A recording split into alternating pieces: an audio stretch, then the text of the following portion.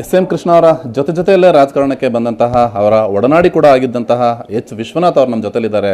ಮಾತಾಡ್ಸೋಣ ಸರ್. ಯಾವಾಗ ಈ ವಿಚಾರ ಗೊತ್ತಾಯಿತು, ಯಾವ ರೀತಿ ಅವ್ರನ್ನ ನೆನೆಸ್ಕೊಳ್ಳೋದಕ್ಕೆ ಇಷ್ಟಪಡ್ತೀರಾ ಈ ಸಂದರ್ಭದಲ್ಲಿ? ನನಗೆ ಇವತ್ತು ಬೆಳಗ್ಗೆ 5 ಗಂಟೆಗೆ ನಾನು VTU ಗೆಸ್ಟ್ ಹೌಸಲ್ಲಿ ಇದ್ದೆ. ಫೋನ್ ಬಂತು, ಒಂದು ಆಘಾತಕಾರಿ ಸುದ್ದಿ ಅಪ್ಪಳಿಸ್ತು. ಸರ್ ಗೊತ್ತಾಯ್ತೆ, ಏನಪ್ಪ ಕೃಷ್ಣ ಸಾಹೇಬ್ರು ಹೋಗ್ಬಿಟ್ರು ಸರ್.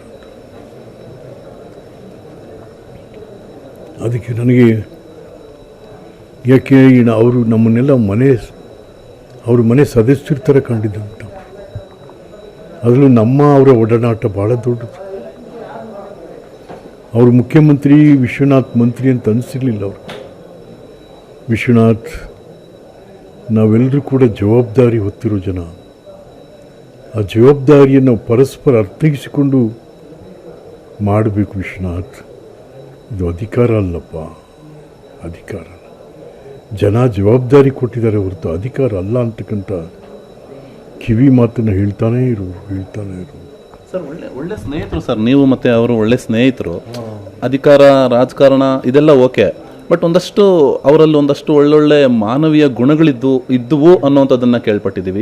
ಏನಿತ್ತು ಸರ್, ನೀವು ಒಡನಾಡಿಯಾಗಿ ಏನನ್ನು ನೆನೆಸ್ಕೊಳ್ಳೋಕೆ ಇಷ್ಟಪಡ್ತೀರಿ ಸರ್? ಅಲ್ಲ, ನಿಜ. ಭಾಳ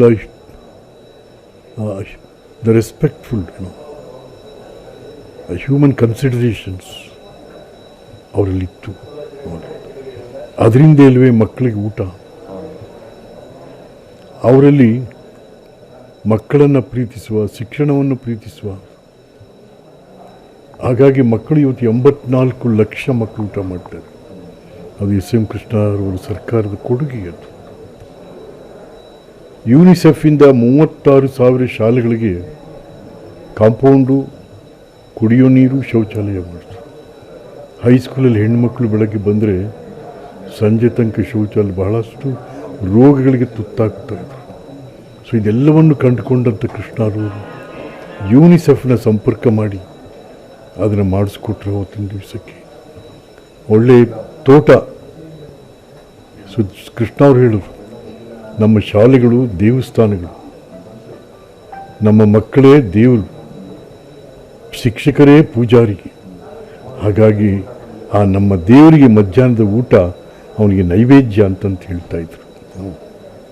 ಸರ್, ಎಸ್ ಎಂ ಕೃಷ್ಣ ಅವರು ಒಬ್ಬ ರಾಜಕಾರಣಿಯಾಗಿ, ಮುಖ್ಯಮಂತ್ರಿಯಾಗಿ ಬಹಳ ಜನಕ್ಕೆ ಗೊತ್ತಿದೆ ಅವ್ರು ಏನೇನು ಮಾಡಿದ್ರು. ಈಗ ನೋಡಿ, ಬೆಂಗಳೂರು ಅನ್ನೋವಂಥದ್ದು, ಬೆಂಗಳೂರನ್ನ ಸಿಂಗಾಪುರ ಮಾಡ್ತೀವಿ ಅನ್ನೋವಂಥ ಒಂದು ವರ್ಡ್ ಒಂದು ರೀತಿ ಫೇಮಸ್ ಆಗೋಯ್ತು.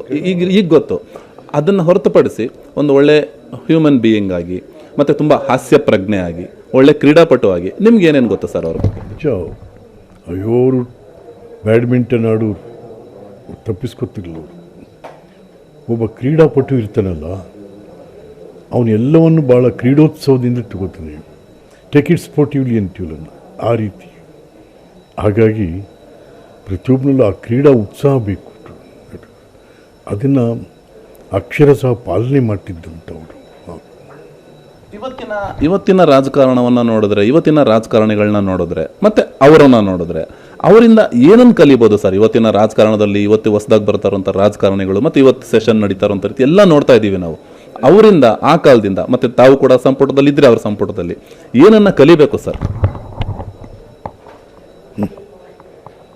ಪಕ್ಕದವ್ರನ್ನ ಪ್ರೀತಿಸುವಂಥ,